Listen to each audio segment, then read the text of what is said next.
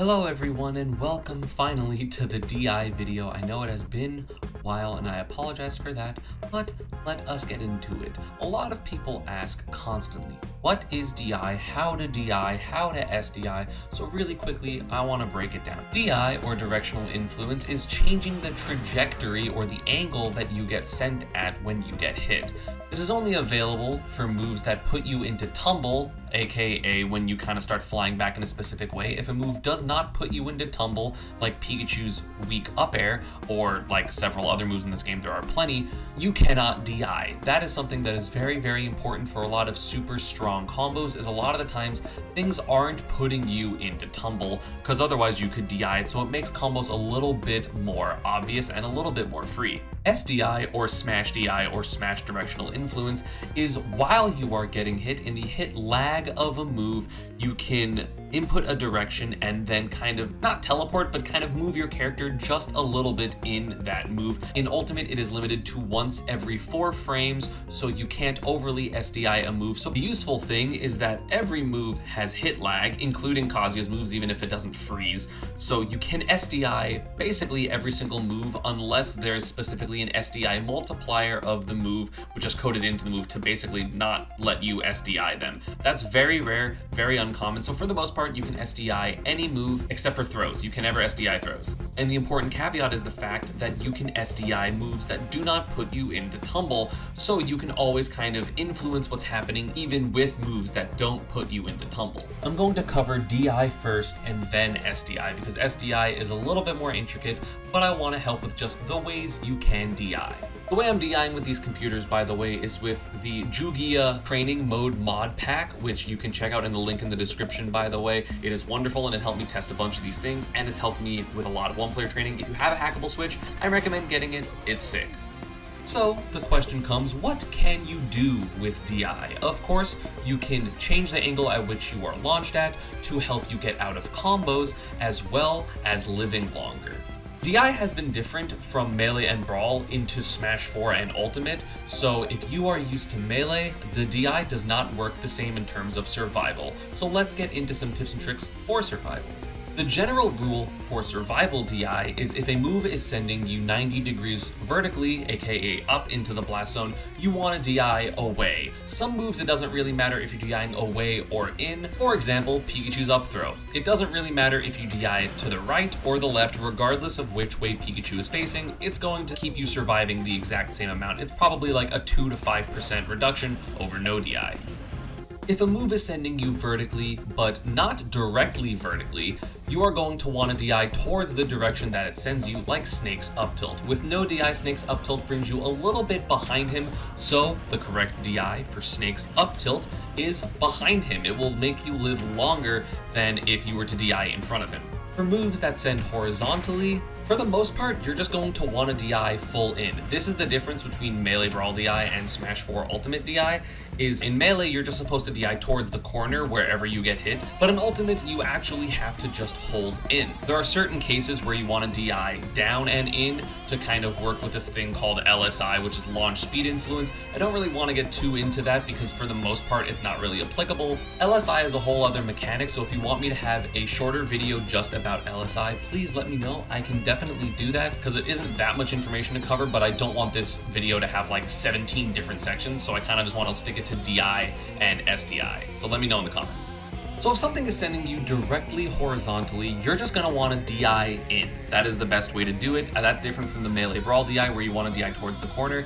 You just want to DI in, just hold in and then mash jump to survive. If you want to check out, what to do near the blast zone, you can actually check out this Void video that I will link up in the corner that he went over to just make sure, hey, don't air dodge towards the stage, just jump, double jump at aerials, and some specials are best. But anyway, just in terms of DI, you're going to want to hold in. As the moves start sending you not directly horizontally, but maybe slightly farther up, like let's say Sonic forward smash, you can also DI down and in. It doesn't really make that much of a difference, maybe a % or 2, and granted that can make the difference, but if you're not sure if a move sends a little bit more vertically, like, let's say 30 degrees up, then just DI in, it's gonna be good enough. Probably the trickiest moves are things that send at diagonal angles, because a lot of people have trouble, depending on where they are on stage, DIing this. So I'm going to be using Ike's up B up-B and Zero Suit's up-B as examples of this. If you want to specifically know how to DI certain moves, I will include a link in the description to Ruben Dahl's knockback calculator, and it literally will tell you the best way to DI every single move in the game if you're curious, but those are just my general rules. So I'm going to be starting from the edge of the stage and working our way backwards. If you are getting up-B'd by Zero Suit or Ike at the edge of the stage, your best bet is to just hold in. If you DI down, you'll be sent to the horizontal blast zone too early. If you DI in, you'll get sent to the vertical blast zone. So you're just basically hoping, hey, I'm at too low of a percent for this to kill me. Let me just DI in and hope for the best. A little farther back, you're going to want to start DIing a little bit more down. So basically what you're going to want to do throughout all of these is rotate from in, down towards down, and then to down away as we get even farther away, because all you're trying to do is avoid the blast zones. You basically never want to DI up, so everything is going to be either the horizontals or below it. So if you're like a quarter of the stage in, you're going to want to DI down and in, because it allows you to lower the knockback angle a little bit and you have a little bit more horizontal room, so you will live longer. If you're in center stage, I would recommend just DIing down. One, you get the benefits of LSI, which again I'll do in my other video, but regardless, you are lowering your knockback angle. Again, you have more horizontal room to deal with, so you can kind of get sent a little bit farther horizontally, because at this point you're scared of DIing in the vertical blast zone more than the horizontal blast zone. And if you're all the way at the opposite side, I personally DI down and away, but DIing away is perfectly fine, because again, all you want to do is lower that knockback angle as much as possible. You will live to really high percents if you just understand how to DI these moves. This applies for Ike's up-B,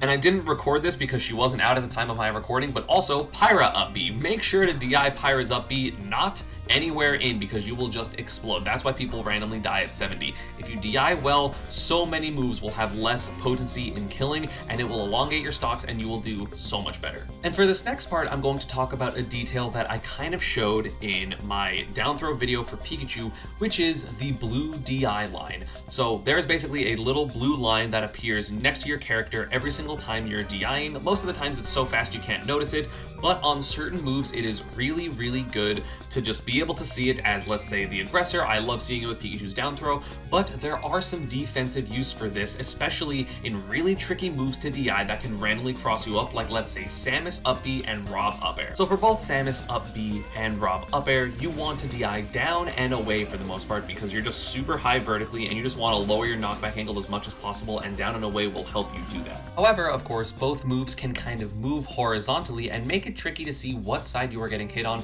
which will allow really early stocks if you're DIing incorrectly, because down and away is much different than down and in. How are you supposed to tell which way you're supposed to DI? Well, look for the blue DI line, because if you can see the DI line, you should be able to see if you're DIing correctly, the DI line will be a lot lower, more so like at a 45 or even a lower degree angle than that. But if you're DIing incorrectly, the blue DI line's basically going to be straight up, and those final hits of Rob's up air and Samus's up B, for example, have a lot of hit lag, so you're stuck there for a while, so you can actually have enough time to see the blue DI line and switch your DI if you're incorrect. This does take a bit of practice, I'm not going to lie, but you can do it pretty reliably. This doesn't work on last stock for a reason. I'm going to make a different video about it, but for the first two stocks, it is absolutely huge. Seriously, this is a lifesaver, and it is so important that you can switch your DIs when you notice that things are incorrect. Again, is it difficult? Yes, it is very difficult, and you have to really be paying attention, but it is definitely doable. So that's basically everything you need to know for DI. Again, there's a ton of moves that you have to know how to DI. You have to react quickly, because poor DI can lead to dying 10 to 20% earlier than you're supposed to. So make sure that you understand those general rules and can apply them to many of the kill moves in this game. So now let's go into SDI. Even though in Ultimate SDI is limited to once every 4 frames, it is still incredibly important due to the high hit lag in this game and due to the sheer amount of multi-hits. You really need to understand SDI to get out of certain moves and certain combos that are really obnoxious. The first one that comes to mind is Palutene and Air, but before we get into that, let's explain how to SDI. So my method of SDI is actually the older method of SDI, which is rolling between 45 degrees on either side of the way you actually want to SDI. So if I want to SDI to the left, I will rotate between down left, left, and up left, then back to left, down left, left, up left. which I don't think is actually optimal in this game. You can actually just kind of tap in rhythm or very quickly. Sometimes if you know you really have to SDI move, you can honestly like switch your hands and use both thumbs. But I'm able to do everything that I am showing with just my method of SDI. If you have a smash box, perfect, you can just kind of tap that button really quickly, because again, the maximum is once every 4 frames. So first off, as I mentioned, let's go over Palutene Nair. Her Nair is so good for comboing if all you're doing is DIing. First off, it doesn't even put you into tumble at 0, so you're going to get naired a couple times. However, something you can do that makes it more difficult is, assuming there are no platforms there, SDI up. Because if you SDI up during the move, you will have a lower likelihood for Palutena being able to continue with another short hop nair. She'll have to full hop nair or short hop up air, and up air will end the combo. With no SDI, a Palutena nair at 0 can be 4 to 5 nairs into double up air. Whereas with SDI, a lot of the times you can only do 2 nairs into double up air, which is a big difference. That's like 30%, 25%, which is nothing to sneeze at when you're playing against a Palutena. You need all those neutral interactions. Of course, if there's any multi-hits, you can always just SDI them in whatever direction you want that either will get out of the combo or will make the combo shorter. A lot of characters do have ways to kind of deal with SDI, as of course that is a big meta at top level. But for the most part, if you're not a super top player, people are going to drop their combos if you start SDIing consistently. It can be a real big pain in the ass for a lot of people. The way you can tell if you are SDIing correctly or your opponent is SDIing are there these little white flashes that kind of flash onto the screen, and it will flash in the direction, or it will like come out of your character in the direction that you are SDIing. So in these clips with Pikachu's down smash, you can actually see those white lines appearing up, because that is the best way to SDI Pikachu's down smash if you hope to get out of the move. So you see those little things coming up out of Pikachu, those little white brands. And once you start seeing them, they are pretty notable. Of course, certain moves are harder to see if you're SDIing because they have smoke or just more animation, more kind of things that are happening around the screen. So you're not going to be able to see it as easily. But if you know the timings, they are there. Of course, those lines are reactable by some people, which is how I, as a Pikachu main, am able to react to people's SDI when I'm doing Nair loops, because I can see those lines as easily as the other people. So certain moves like Palutena's Nair will still work if you SDI them, but the combos will get worse. However, there are other moves in this game, plenty of moves actually, that SDI will ruin how those moves work. I have 2 examples, which are going to be Corrin and Cloud's up B. For Corrin's up B, you can actually SDI down and just straight up fall out of the move. And as certain characters, like for example Pikachu, I can get a huge punish. It's a little bit hard to see due to the water and the splashing, which is kind of what I mentioned earlier, but I am SDIing down and I'm actually able to get a huge punish into an upper bridge to death against Corrin for their move not functioning if I'm just aware enough to SDI the up B. That's kind of insane. But that's kind of niche because Corrins oftentimes don't go for up B in neutral or as an out of shield option. So let's talk about one that's probably the most applicable in the game overall, and that's going to be Cloud. Cloud's up B out of shield is one of his best out of shield options, but there's a lot of times where it straight up does not work. If you hit Cloud's shield and you know they have to up B or they're going to up B, you can preemptively start SDIing based on your location. If you are right next to Cloud, you're going to want to SDI through Cloud because the second hits, like the down swings, will straight up not work. You might not have enough time to punish him, depending on your fall speed, depending on what your hitboxes are for your particular character, but you can get out of the move and not get hit by the extra 10 or 15%. I don't actually know how much the second parts of up B do. And if you are on the farther parts of Cloud's up B, what you're going to want to do is SDI away from Cloud. And again, you will fall out of the second slashes of the move. Sometimes you'll get hit by the third hit and it'll send you out, but that's probably going to be better than getting hit by all 4 moves anyway. Sometimes you can be lazy and just hold this DI, and sometimes it'll do it enough because of course the moves do have knockback individually, like the first part and the second part, but SDI makes it even better because you're going to be SDIing and DIing the way to get out of the move. Of course, I could not go over every single move in this game because a lot of moves fall under the same categories as each other. So again, with the DIing, I can Zero Suit up B, the SDIing of Cloud and Corrin's up B and Palutena's Nair. Make sure to test out which SDIs you like because sometimes there is an objectively correct answer, but if you don't know it, you can always test and find out whether you like to SDI away, in, up, down to make people's combo games more awkward or to make moves not work. You can test whatever you want, especially again if you get that Jugia training mode mod. It has been a lifesaver for me. That's going to be about it for this one. Again, sorry it took so long. If you have any other questions, I can of course do a Q&A video about this, like follow-up or something, or just reply to comments. So please let me know in the comments if you have questions about anything other than specific moves, how to DI them. Make sure I covered everything. Again, I will be doing a video on LSI and the thing that I talked about, why you can't use the react to the blue line method on the last stock, because I don't think I've seen anyone talk about it. It's a pretty big deal, so I will make that video soon. And yeah, thank you all for watching. Thank you all for waiting for so long. I will see you all next time. Pikachu, busted.